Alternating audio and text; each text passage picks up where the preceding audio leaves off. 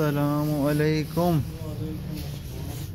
कैसी तबीयत है? बस ये ठीक है, बस कुछ पहले से बेहतरी लग रही है अल्हम्दुलिल्लाह। नहीं ठीक है।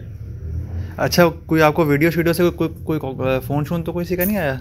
आया था एक आए हैं किसी के? से आया था एक बंदे का। अच्छा, लोकल लोगों के नहीं आए? तो वो वहाँ से क्या कहते हैं, मैं बनाने या बनवाने? वो कह रहा था कि पता नहीं कोई कोट पैंट बनवाना है, मैं फिर हो जाएगा। अच्छा, उसके बाद फौरन जिस टाइम तबीयत ठीक हुई है तो फिर आपको पता एकदम से काम लोड का फिर लोड जो है ना। अच्छा, कोई छोटा है अभी पास इधर कहीं? है तो इधर ही, वो गया हुआ है।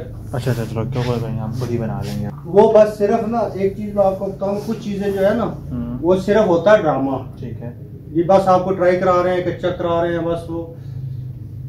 अब ये मैं इसलिए शर्ट पहन के आया हूँ ताकि हाँ, अच्छा यार पहन के देखते हैं। कोट माशाल्लाह अभी टेस्टिंग के लिए भाई ने हमें बुलाया।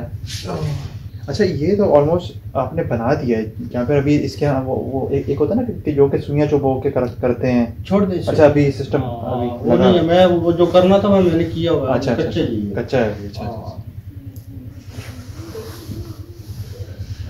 ठीक हो गया।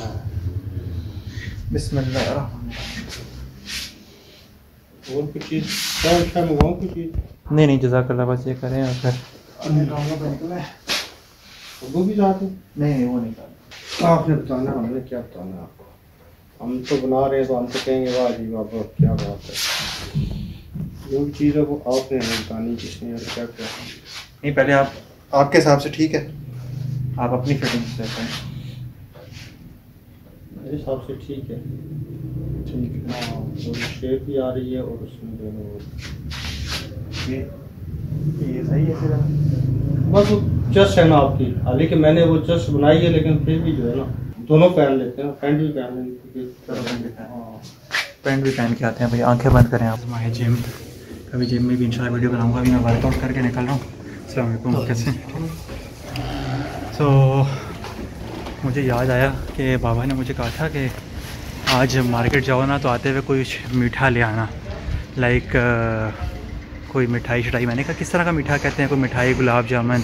बड़े अच्छे बाद उन्होंने सैखा की बात की है। वरना नॉर्मली घर में कोई बिस्किट टिस्किट पड़े हों तभी वो खा रहे थे। उनको कैडबरी बिस्किट भी पसंद, कैडबरी चॉकलेट भी पसंद है। तो अभी इस तरह करते हैं, अभी जाते हैं और फिर उनके लिए कुछ मीठा लेके जाता हूँ। मिठाई तो मेरा ख्याल है शायद इतनी ज़्यादा वो ना खाएँ, या कोई कैडबरी की चॉकलेट ले लेते हैं उनके लिए, अगर उन्होंने ब्रश ना कर लिया हुआ। वरना नॉर्मली यही होता है कि रात को वो जब एक दफ़ा टूथ ब्रश कर लें फिर उसके बाद कुछ खाते नहीं है वो। चलें देखते हैं। टाइम हमारे जिम के बाहर बहुत रश होता है भाई। ये तो बाहर वाली पार्किंग है, ये भी पूरी भरी पड़ी होती है। ये हमारी हॉटनेस क्वीन जो है यहाँ पे खड़ी है। भाई यार एक तो जिम से करके आया हूँ ना, इतना थका हूँ कि वीडियो बनानी याद ही नहीं रही। मैंने ले भी लिए हैं, ये कुछ चॉकलेट्स ली हैं। ये मैंने कहा मिठाई कौन लेते हैं, मुझे मेरा ख्याल था बंद ना हो गई हो। तो ये 2 किटकैट के लिए हैं। अब देखते हैं इनमें से कौन सी वो चूज़ करते हैं। मार्स, ये बाउंटी, और इसी तरह ये स्नीकर्स, और एक और ये वाली डेयरी मिल्क। Thank you. अब आप लोग ज़रा अभी आगे नहीं वीडियो करनी, कमेंट में मुझे देख के अभी से बता दें कि कौन इनमें से कौन सी पहली वो चूज़ करेंगे अगर उन्होंने खाई तो। चलो थैंक यू भाई, जज़ाकल्लाह।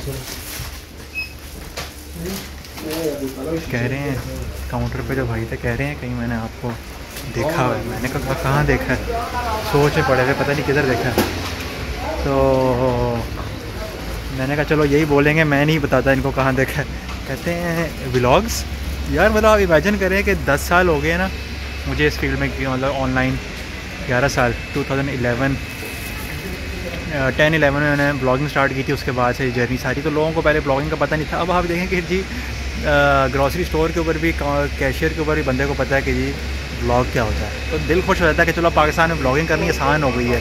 पहले तो इस तरह कैमरा निकाल के लोग सारे देखना शुरू हो जाते थे कि यार ये पता नहीं क्या, कोई टेररिस्ट के लिए किस लिए वीडियो बना रहा है, किस वजह से बना रहा है, घबरा जाते थे लोग।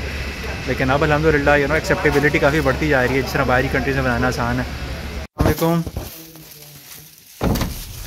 ब्रश तो नहीं किया? ब्रश तो नहीं किया? ब्रश तो नहीं कर ली? वो मिठाई तो मैंने कहा कहीं बंद ना हो, तो इनमें से कोई चॉकलेट बिस्किट तो थे घर में। नहीं कोई चॉकलेट के देखें इनमें से।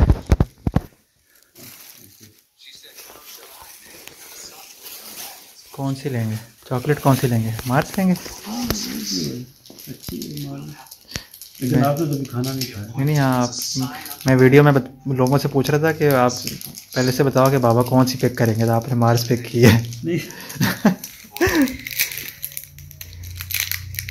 सही है। तो आगे क्या?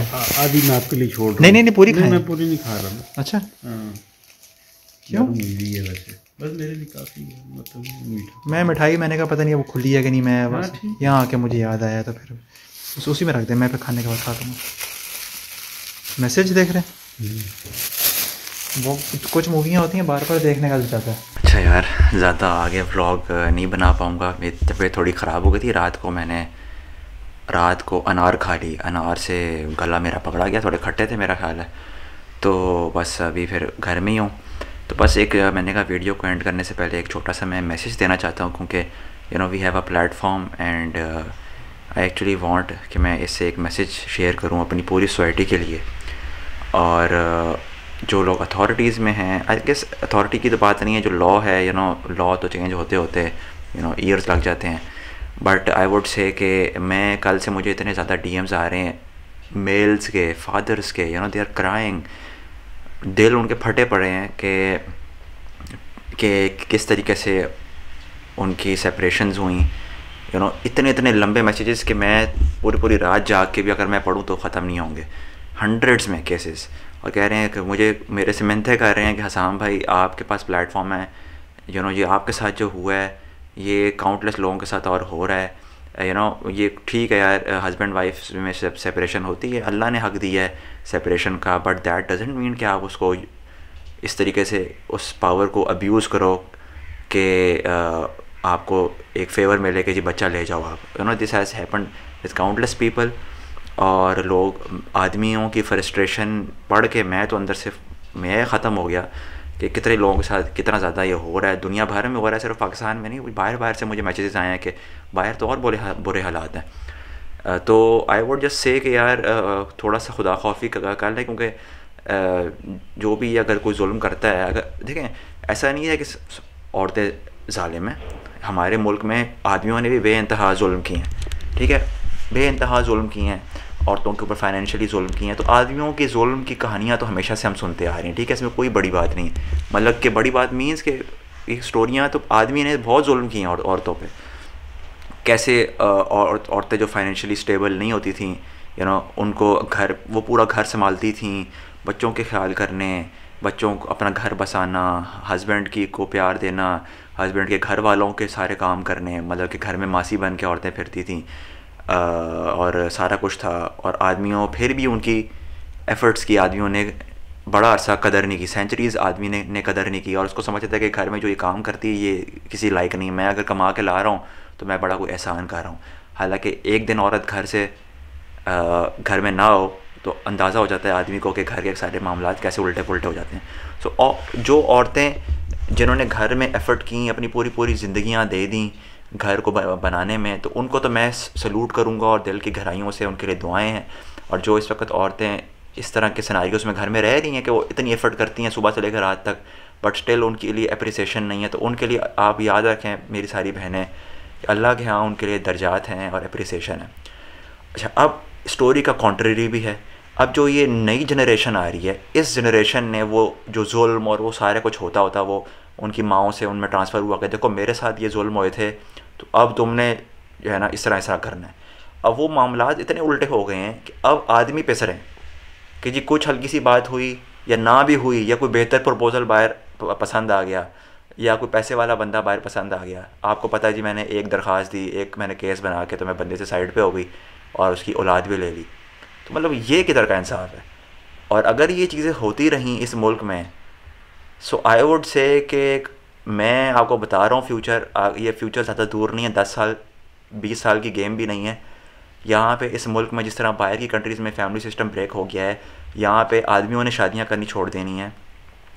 आदमी क्यों रिस्पॉन्सिबिलिटी ले एक औरत की जिसका उसको पता है कि भाई 99% केस में हल्की सी लड़ाई तो चलो दूर की बात है, उसको सारी ज़िंदगी वो इस टेंशन के अंदर गुजार देगा कि कहीं इसको कोई बाहर पसंद ना आ जाए तो ये मुझे छोड़ के मेरी औलाद भी ले जाएगी। तो ये बात है ना, इस चीज़ की गारंटी कौन देगा, इस चीज़ को डिसाइड करना कि इतनी आराम से औरत आदमी से बच्चा भी ना ले सके, वरना तो आदमियों इतनी बड़ी इनसिक्योरिटी है ये कि आदमी तो फिर नहीं जो है ना मतलब कि बच्चे पैदा करेंगे या बच्चे पैदा करने से 150 बार पहले सोचेंगे वो। इससे क्या होगा, मतलब अगर मुल्क में बच्चे नहीं पैदा होंगे और आदमी घबराएंगे। देखें अभी तक बच्चे पैदा हो रहे हैं, हमारी आबादी बढ़ रही है, क्यों? क्योंकि मेजॉरिटी लोग गांव में रहते हैं और गांव में औरतें अभी भी पिस रही हैं। आदमी मतलब क्यों पिस रही हैं? क्योंकि वो फाइनेंशियली स्टेबल नहीं है और वो एक स्टैंड्स मतलब अगर वो दिल में चाहती भी हैं अलग होना तो वो नहीं हो पा रही। ठीक है, अब ठीक है, ये भी बहुत जुल्म है कि भाई औरत भी इंसान है, उसको अगर कोई आदमी जुल्म कर रहा है तो उसके पास पूरा राइट होना चाहिए कि वो अपने लिए अपनी ज़िंदगी के लिए डिसाइड कर सके। वो जानवर थोड़ी है वो कोई। बट वो लाइन किधर ड्रॉ की जाए कि जी जैसी औरत के पास फाइनेंशियल फ्रीडम आ गया तो वो जेन्युइन रीजंस के अलावा अगर कोई आदमी प्यार भी दे रहा है तो वो कोई किसी 150 और रीजंस की वजह से वो छोड़ के चली जाए और उसको भी उतना ही लॉ सपोर्ट करे, वो भी बच्चा लेके चली जाए। यहाँ पे बहुत बड़ा एक मैं कहता हूँ केओस आने वाला है इस मुल्क में और पूरी दुनिया में कि जब आदमी समझ जाएंगे ना ये कि यार नहीं, अगर इतना आसान है मेरी औलाद मेरे से लेके जाना तो मैं I am least bothered to have a baby.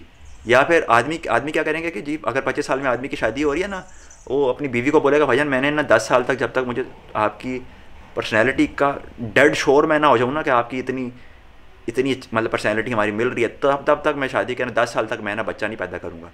तो क्योंकि ये तो बहुत बड़ा एक गैम्बल हो जाएगी कि आपने 25 साल में 20 साल में शादी की आदमी ने और फ़ौरन बच्चा पैदा कर दिया। वो पागल है कि मैं एक रैंडम लड़की से शादी करूं या किसी जानने वाली से भी करूं, वो किसी दो कोई